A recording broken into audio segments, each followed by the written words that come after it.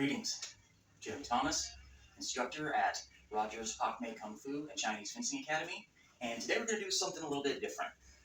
Usually I like to let the swords do the talking, but today I thought I would go back through some of the models I reviewed this year and talk a little bit more about them and why I like these particular ones, and go through some different typologies and the ones that I personally liked the best. So if that's something you're interested in, by all means, please stay and take a look.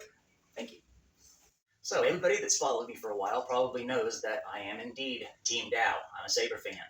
But, in fact, my first Chinese sword was, again, a Jian from TFW.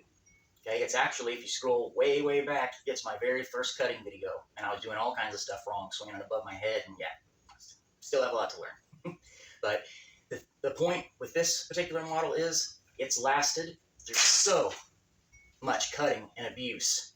Okay? In its 8th year now of being used, not only for cutting, but forms demonstration.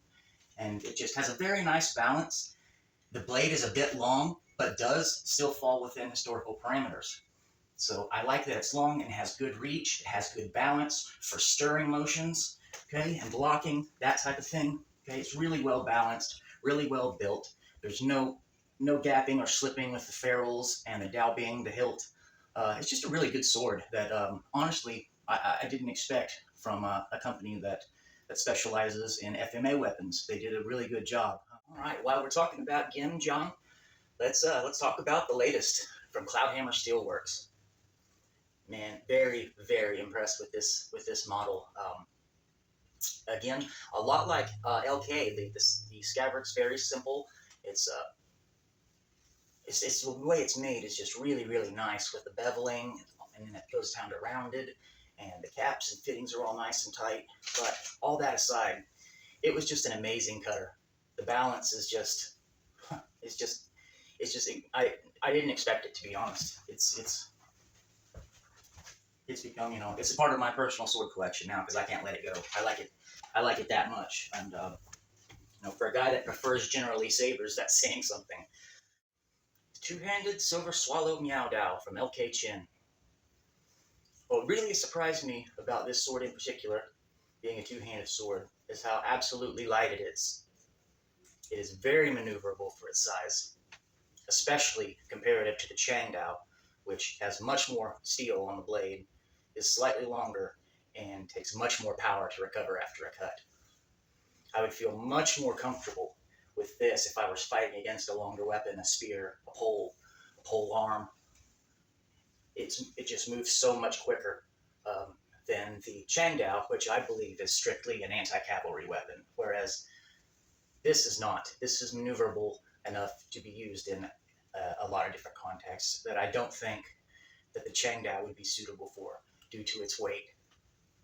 A tool, every tool has its place, but sometimes we just have ones that are particular our favorites. And of the two-handed swords that I've tested this year, this one really stands out. Not necessarily because it's the best cutter. The Chang Dao is a better cutter technically, but the maneuverability, it offsets its lack of maybe a bit of cutting power. So this is definitely, if I had to choose between the two to take to the field, I would choose this one, as it's much lighter to carry and much more maneuverable. Here, Cass Hanwei. They make some great stuff.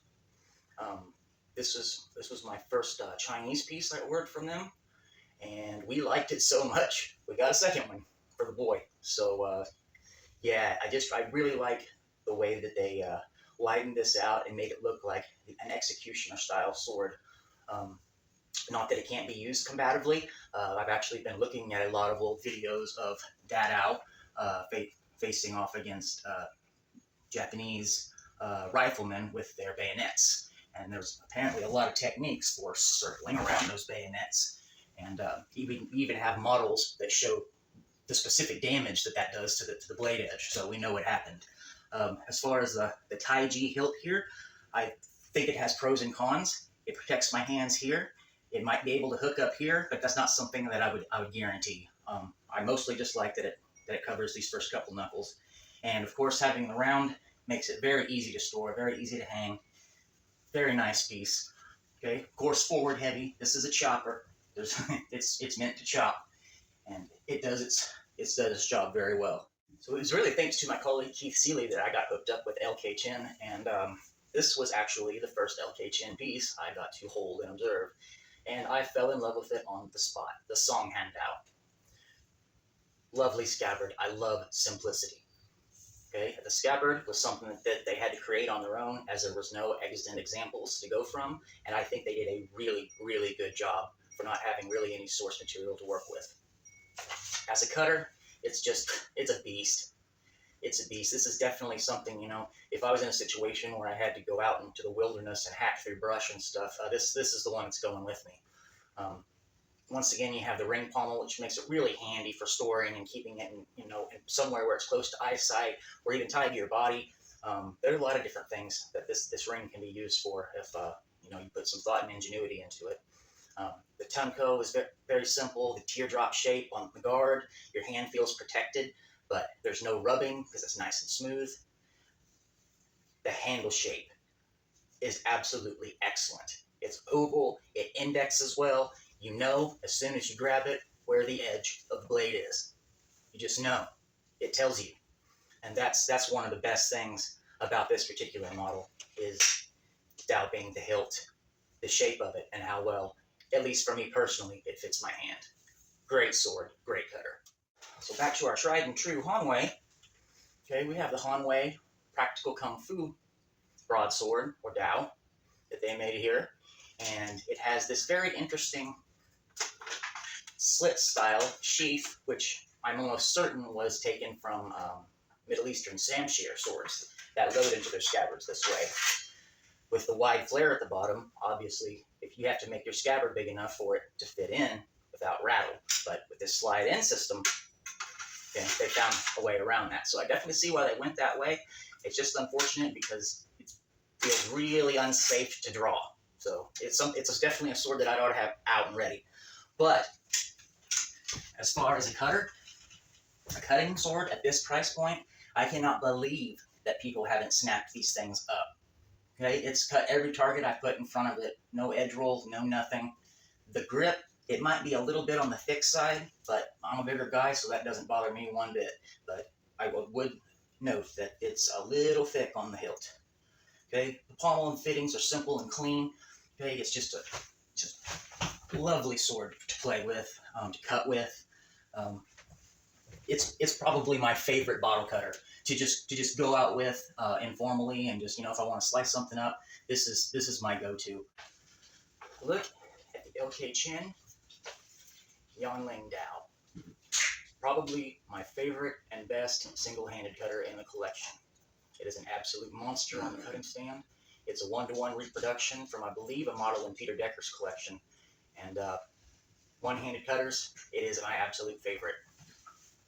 I don't have anything more to say about it than it's just an absolute killer of a cutter. And I was lucky to get a pair of them, and they were just as great in a pair, and they really knocked it out of the park with this one. And being a one-on-one replica, we know there's no, we know this one was actually battle tested, so this is one of my favorite pieces, and I think LK Chin really knocked this one out of the park. Brace yourselves. Free merchandise is coming. So there are some thoughts on some of my favorite swords I reviewed this year. Hopefully I get to review a whole bunch more next year. And just like I said a while back, once we pass 600, we can start doing giveaways.